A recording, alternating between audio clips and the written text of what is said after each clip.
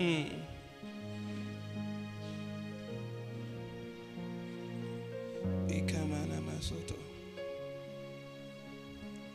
on this mountain we have been dealing with the topic supernatural encounter.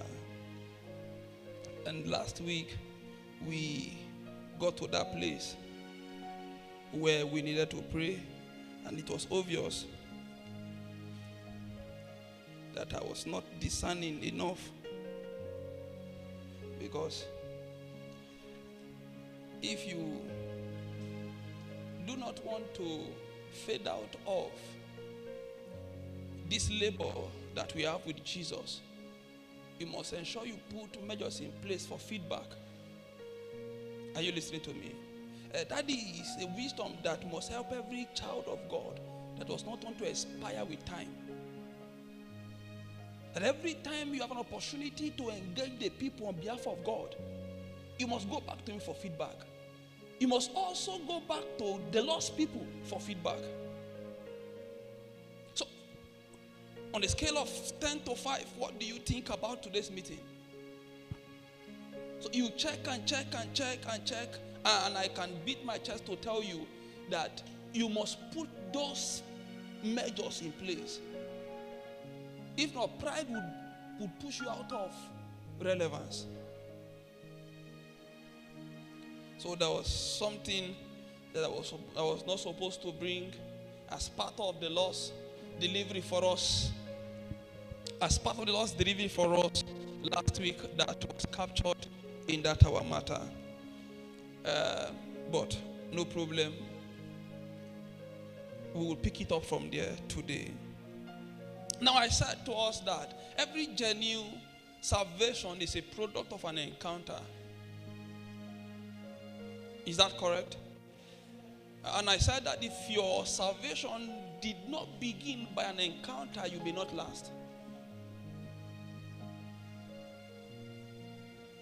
And sincerely, that is why we have plenty churchgoers who do not have an experience with Jesus, because they became church members by an invitation to be part of a church and not an invitation to be part of God's kingdom. On this mountain, I taught on what evangelism is and what evangelism is not. Evangelism is not come to my church. Evangelism is come to Jesus. But you see, if you must grow correctly now that you have come to Jesus, come to my church. That is the ideal presentation of what an evangelist should communicate to the person that should be evangelized. Not, oh, and I'm sorry to say this. So, you see, one man wanted me to be part of their church. And not just be a part of their church as a member, he wanted me to be part of their church as a pastor. So he called me and said, with this kind of fire on your head, what are you doing in that church? They are drinking Obiolo. Come to a place where, you know Obiolo, you don't know Obiolo. That's revelation. What is Obiolo now in the English language? It's not Kunu. Kunu is not. Kunu is not the English name for Obiolo. I think there is a name for it. Locally brewed is a locally brewed wine. The Hausas, they call it Kunu. And that is the man's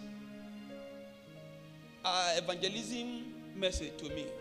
He said, Pastor Tabo, what are you doing in that place where they are drinking Obiolo? Come to this place where your fire will be useful and needed.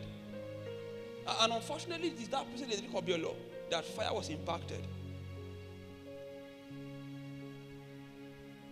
Daniel, if you turn your back to your foundation, you have caught contact with source. The truth is, the bigger mango tree you see physically has roots that are not as big as what you see physically outside. If you allow people to applaud your size outside and they do not trace it to your connection to source, and you want to shift base from source, you will start drying.